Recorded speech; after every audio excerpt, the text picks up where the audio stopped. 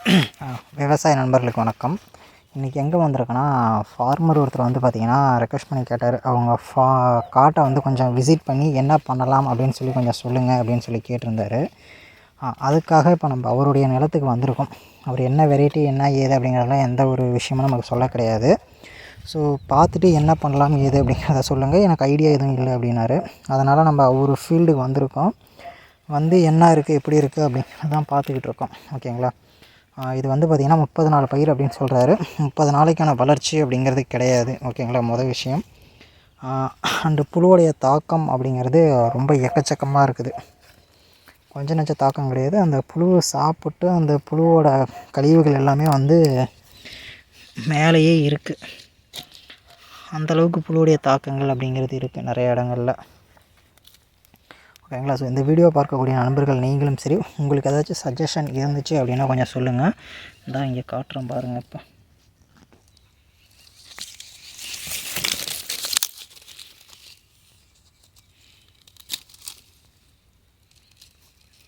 அப்படி சாப்பிட்டு தின்னு வச்சுருக்குது.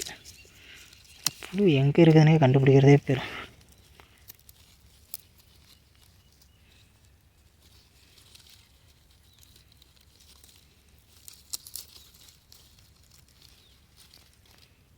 ஃபுல்லாக சாப்பிட்டு வெறும் ஆயாக தான் கிடக்குது. என்ன பண்ணாங்க அப்படின்னு சொல்லி தெரியல. கேட்டால் 2-3 மருந்து அடித்தேன் அப்படிங்கிறாங்க. ஆக்சுவலி மருந்து அடித்தாலுமே இப்போலாம் கண்ட்ரோல் அவ்வளோ வரும்.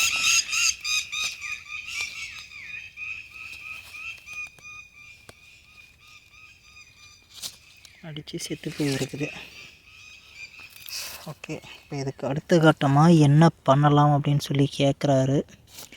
ஸோ இது வந்து உயரமும் வந்து பார்த்திங்கன்னா கம்மியாக தான் இருக்குது. 25 நாள் 30 நாள் பயிருக்கான உயரங்கள் அப்படிங்கிறது பார்க்குறப்ப இது கம்மி தான். அங்கங்கே திட்டாக வந்து பார்த்திங்கன்னா உயரம் இருக்குது, திட்டாக உயரம் அப்படிங்கிறது இல்லை. இருக்குது. என்ன பண்ணலாம் அப்படின்னு சொல்லி கேட்டிருக்காரு.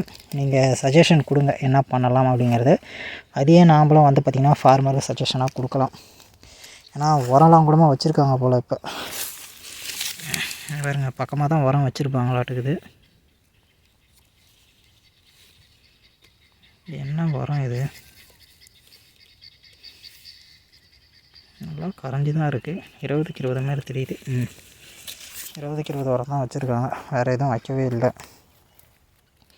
கூட ஏதாவது கலந்து வச்சுருக்கலாம். செடிக்கு செடி வச்சுருக்காங்க, ஆனால் வெறும் 20க்கு 20 மட்டும்தான் வச்சு தண்ணி விட்ருக்காங்க. ஸோ வளர்ச்சி இல்லை அப்படிங்கிறது எங்களோட கம்ப்ளைண்ட்டு. அந்த சோளம் வந்து பார்த்திங்கன்னா வெள்ளை வெள்ளையாக இருக்குது அப்படின்னாங்க. வெள்ளை வெள்ளையாக இருக்குது அப்படின்னா என்ன பண்ணலாம்?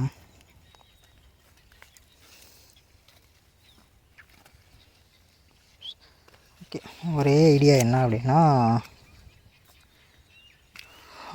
இதுக்கு மேலே கொடுக்குறப்ப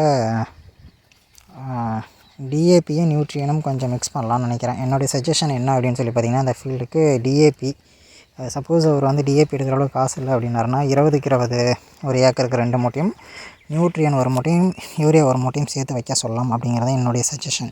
ஓகேங்களா. அப்படி இல்லைனா டிஏபி 2 மூட்டை, நியூட்ரியன் யூரியா இது வைக்கலாம். அப்படி இல்லைனா 20க்கு 20 நியூட்ரியன் யூரியா இதை வைக்க சொல்லலாம் அப்படிங்கிறத சஜஷன். ஆல்ரெடி புழு அதிகமாக இருக்கிறதுனால யூரியாவை குறைச்சிக்க சொல்லலாம், வேறு எதுவும் பண்ண சொல்ல முடியாது. அண்ட் இதற்கு மேலே க்ரோத் பண்ணுறதுக்கு வந்து பார்த்திங்கன்னா நான் பயன்படுத்தினேன் என் வயல்களுக்கு நல்லா இருக்குது. என் ஃபீல்டே இன்னும் நான் வீடியோ போடலன்னு நினைக்கிறேன் இல்லையா. ஸோ அந்த வீடியோ வந்து விரைவில் அப்லோட் பண்ணுறேன். நான் வந்து பார்த்திங்கன்னா டாட்டாவில் சர்ப்ளஸ் அப்படின்னு சொல்லி ஒன்று இருக்குது. ஓகேங்களா. மைக்ரோ நியூட்ரியன் அது வந்து நான் ஸ்ப்ரே பண்ணேன். ஓகேங்களா. தடன்னு இருக்கும். அது வந்து நான் ஸ்ப்ரே பண்ணியிருந்தேன். அது வந்து எனக்கு ஒரு சூப்பரான ரிசல்ட் கொடுத்துச்சு. ஸோ நான் அதையே இந்த ஃபார்மருக்கும் வந்து ரெக்கமெண்ட் பண்ணலாம் அப்படின்னு சொல்லி தான் இருக்கேன். இதை பற்றி நீங்கள் என்ன நினைக்கிறீங்க அப்படிங்கிறதையும் சொல்லுங்கள். ஓகேவா. பக்கத்துலேயே நான் இன்னொரு இடமும் இருக்குது, ஒரு ஃபீல்டுலேயே இன்னொரு ஃபீல்டு இருக்குது, அதை பார்க்க போகிறோம். இது வந்து 25 நாள் பயிர், அது வந்து 60-70 நாள் பயிர் பக்கமாக இருக்கும் அது இன்னொரு ஃபீல்டு. ஸோ அதையும் அப்படியே கண்டினியூஸாக பார்ப்போம். ஸோ இதுக்கு என்னுடைய சஜஷன் இதான். புழுவுக்கு வந்து இதுக்கு மேலே ஒரு குருணை போட்டுடலாம். புழுவுக்கு வந்து குருணை போட்டு 20க்கு 20 2 மூட்டை, நியூட்ரியன் ஒரு மூட்டை, யூரியா ஒரு மூட்டை வைக்க சொன்னால் போதுமானது. அதுக்கப்புறமா அடுத்தடுத்து நம்ம செக் பண்ணிவிட்டு அதுக்கேற்ற மாதிரி ரிவ்யூ கொடுத்துடலாம். அடுத்ததாக ஒரு வயல் அப்படின்னு சொல்லி பார்க்குறப்ப இது அடுத்த வயல். இது பார்க்குறப்ப உங்களுக்கே தெரியும் எப்படி இருக்குது அப்படின்னு. போட்டையாக இருக்கட்டும், கதிராக இருக்கட்டும், எல்லாமே நல்லா தான் இருக்குது. தண்டில் இருந்து எல்லாமே. இவர் ஃபுல்லாகவே வந்து பார்த்திங்கன்னா இப்போ டாட்டா தான் ஊனியிருக்காரு. டாட்டாவுடைய மிகப்பெரிய ஃபேன்.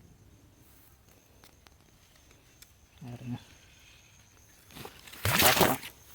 இந்தாண்ட வந்து 9355 இது. இந்தாண்ட வந்து 9375. ஸோ அதுதான் ஊனியிருக்காரு. நமக்கு தெரியும், ஆல்ரெடி நம்மள்கிட்ட கேட்டு ஆல்ரெடி ஒன்றது தான் இது. ஸோ அதனால் இது என்ன வெரைட்டி அப்படிங்கிறது நமக்கு தெரியும். ஸோ நீங்கள் என்ன வந்து சஜஷன் கொடுக்குறீங்க அப்படிங்கிறத சொல்லுங்கள். இவர் வந்து உள்ளெல்லாம் கொஞ்சம் புல்லு விட்டு வச்சுருக்காரு. அந்த புல்லுக்கெல்லாம் கொஞ்சம் மருந்து அடித்தாங்க அப்படின்னா நல்லாயிருக்கும்னு நான் நினைக்கிறேன். நீங்கள் என்ன நினைக்கிறீங்க அப்படிங்கிறதையும் சொல்லுங்கள். மறக்காமல் சேனலை சப்ஸ்கிரைப் பண்ணிட்டு நிறைய விவசாயிகளுக்கு ஷேர் பண்ணுங்கள். அவங்களும் இதை பற்றி தெரிஞ்சுக்கிட்டோம். ஓகேங்களா?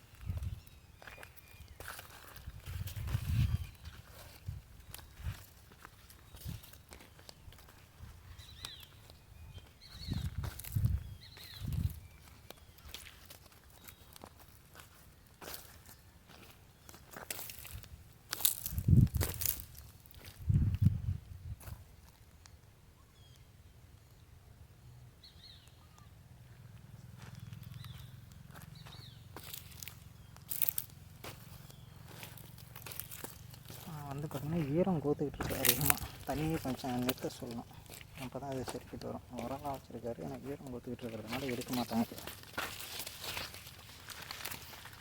அதை சரி பண்ணாருன்னா போகுதுன்னு நினைக்கிறேன்.